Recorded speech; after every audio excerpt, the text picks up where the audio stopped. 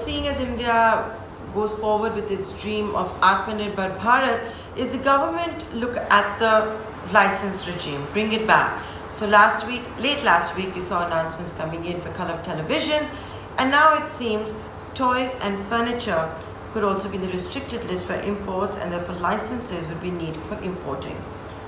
What is this going to mean for the toy market, and what's it going to mean for the startups that are in the business of toys? Importing toys clearly is going to be no child's play. I reach out to the founder of Skillmatics, a homegrown toy startup, mentored, accelerated by Amazon. It's selling in the United States as well, and the founder now joining me here. Twanel, welcome back to Startup Central.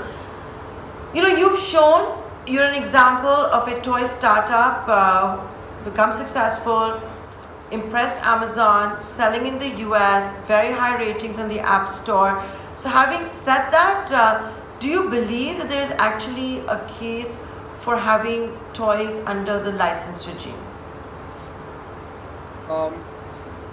I think that the way the government is viewing the category is that toys is, I would say, probably in the larger scheme of consumer spending, is a non-essential, right? It's very much a discretionary consumption category, and the current landscape of the Indian market, if I just look at the domestic industry, is I would say 80% of the market is Chinese imports, and there are naturally concerns around both the quality of the products coming in, the safety of the products coming in, and I think the government is right in its view of saying that why should we be wasting precious foreign exchange or reserves on a non-essential category when we have the ability to stimulate the domestic industry. So while I wouldn't want to comment specifically on whether it should be under a license or not a license, but I think it does make a lot of sense to promote Indian industry and actually accelerate Indian manufacturing and Indian brands.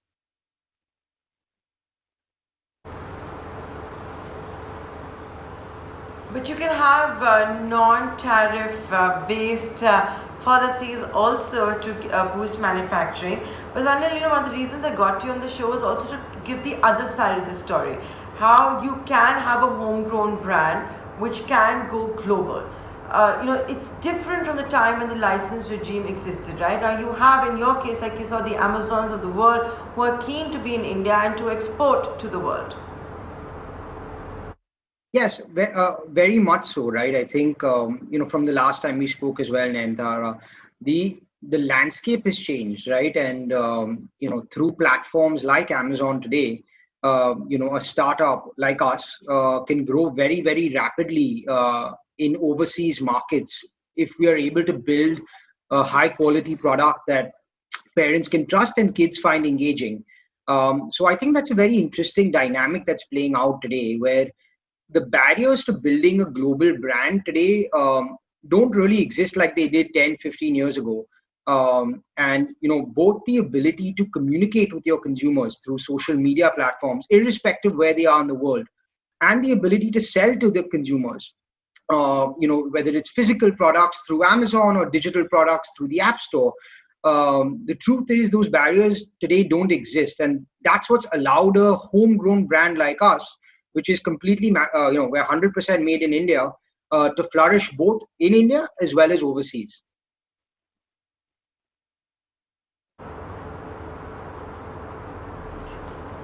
100% made in India, flourishing in India as well as overseas. My next question, Dhanil, is that in this journey, was it ever impacted by the presence and the imports from China of toys? That is it? Do you know how much we import from China when it comes to the toy market, and does it really impact homegrown brands like yours? Of course. I mean, if you look at the domestic market, for example, I mean, when you have inferior, I would say, products being flooded and essentially, in a sense, being dumped into India, it does naturally affect the growth of local brands and local manufacturing, right? I recently was having a conversation with the Invest India, the Make in India team at the government, and I was explaining to them that as long as you allow the floodgates of products coming in at very very low costs, how do you expect domestic manufacturers to put up capacity and brands to flourish? So I think that yes, to an extent, it definitely does impact homegrown businesses. That being said, typically the products coming in from China are not of the best quality and are typically commoditized plastic products. So in our journey, because we focus on building really innovative content centric products, it hasn't really affected us, right? Because we are targeting, I would say, the new age consumers and millennial parents who are far more discerning on the kind of products that they give their children, both from the point of view that is it trusted, is the brand trusted, is the product quality safe. And I think that across India you're going to see more and more that the mindset of parents is going to move and shift towards more branded and trusted products.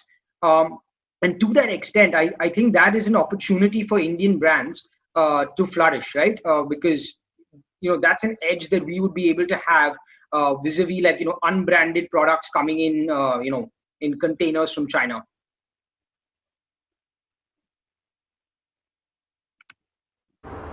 Okay, so and it looks like the government is hearing that you need to give a chance to the Indian manufacturers, the Indian entrepreneurs, the Indian startups to grab a larger market share and to also export.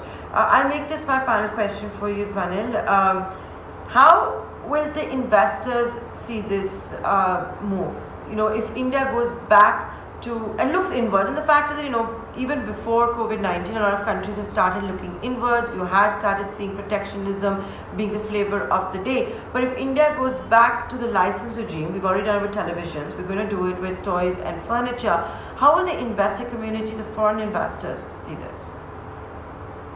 Uh, I think so. We're fortunate to have fantastic investors in Sequoia Capital, and there, we were part of the inaugural surge cohort. And I think broadly, investors are bullish on new age consumer brands, and specifically those that leverage online channels to reach and engage customers both in India as well as overseas. Um, Again, I think the license Raj thing is something I wouldn't want to specifically comment about, but I think that the push for Indian brands, whether they could sell both in India and overseas, will only be received well by investors, right? Because it just allows a greater opportunity for Indian brands to thrive both at home as well as overseas. So from my vantage point, I think that investors are going to view it very positively and are going to be far more bullish on backing Indian brands because the opportunity is going to be tremendous, both from an export perspective as well as from the local market perspective. So I think from at least my lens, I think investors are going to be far more aggressive when it comes to backing Indian startups.